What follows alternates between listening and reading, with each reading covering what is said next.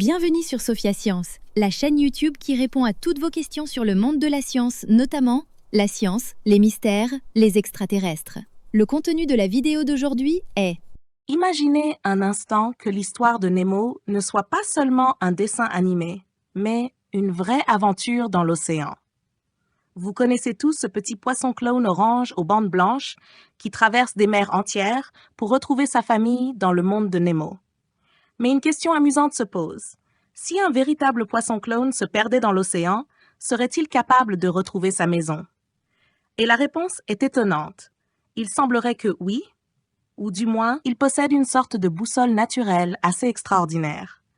Tout commence juste après sa naissance. Quand les petits poissons-clones éclosent, leur vie ne ressemble pas du tout à celle des adultes que l'on voit se cacher dans les anémones. Au début, ils sont minuscules, fragiles, presque comme des grains de poussière flottant dans l'immensité de l'océan. Pendant environ 10 à 20 jours, ils dérivent en pleine mer.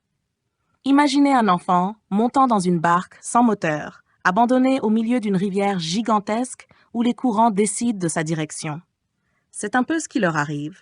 Les vagues et les courants les transportent parfois très loin de leur lieu de naissance. Et pourtant, après ce voyage chaotique, quelque chose d'incroyable se produit. Ils reviennent. Ils retrouvent le récif corallien où ils sont nés. Mais comment un animal aussi petit peut-il accomplir cela? Après tout, il n'a ni carte, ni GPS, ni panneau indiquant « maison à 500 mètres ». Pendant longtemps, ce mystère a intrigué les scientifiques. Pour tenter de comprendre, une équipe de chercheurs a décidé de mener une enquête dans les eaux proches de la Papouasie-Nouvelle-Guinée, dans le sud-ouest de l'océan Pacifique. L'endroit est magnifique. Des récifs coralliens colorés entourent des îles couvertes de forêts tropicales. Sous les arbres, dans les eaux peu profondes, vivent de nombreux poissons-clones. Les scientifiques ont alors eu une idée très simple, mais ingénieuse. Ils ont capturé de jeunes poissons-clones qui venaient juste de revenir vers leur récif natal, puis les ont emmenés dans un laboratoire installé sur un bateau. Ensuite, ils leur ont fait passer une sorte de test d'odorat. Imaginez plusieurs ventilateurs diffusant différentes odeurs dans une pièce. L'odeur du pain chaud, celle du café, celle de l'herbe fraîchement coupée. Et vous observez vers laquelle les gens se dirigent naturellement. Les chercheurs ont fait quelque chose de similaire, mais dans l'eau. Ils ont envoyé différents courants marins contenant plusieurs odeurs. Certaines venaient de plantes marines, d'autres provenaient de feuilles tombées des arbres de l'île voisine.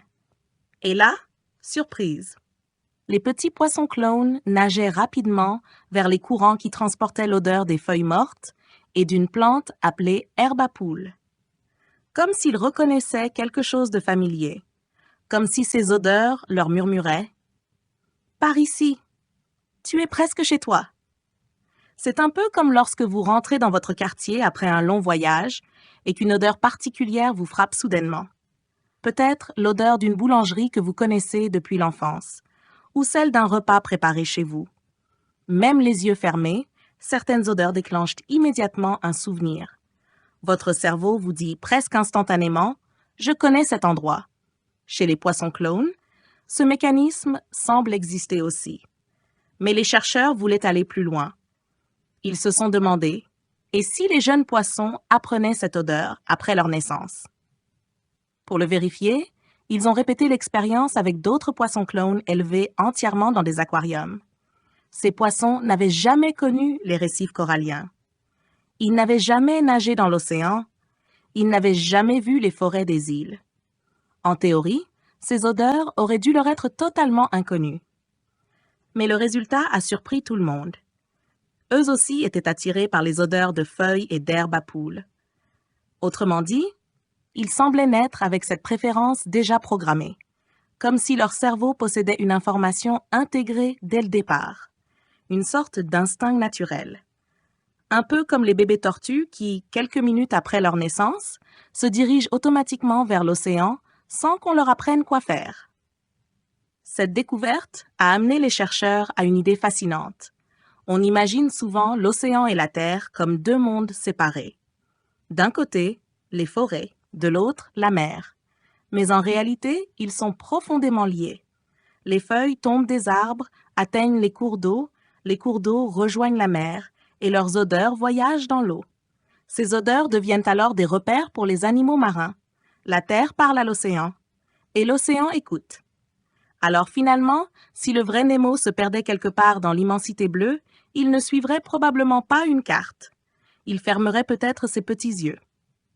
Ou plutôt, il écouterait son nez. Et quelque part, porté par les courants, l'odeur d'une forêt lointaine lui montrerait le chemin du retour vers sa maison. Laissez vos questions dans les commentaires ci-dessous et Sophia Science fera de son mieux pour y répondre. Merci d'avoir regardé et à la prochaine!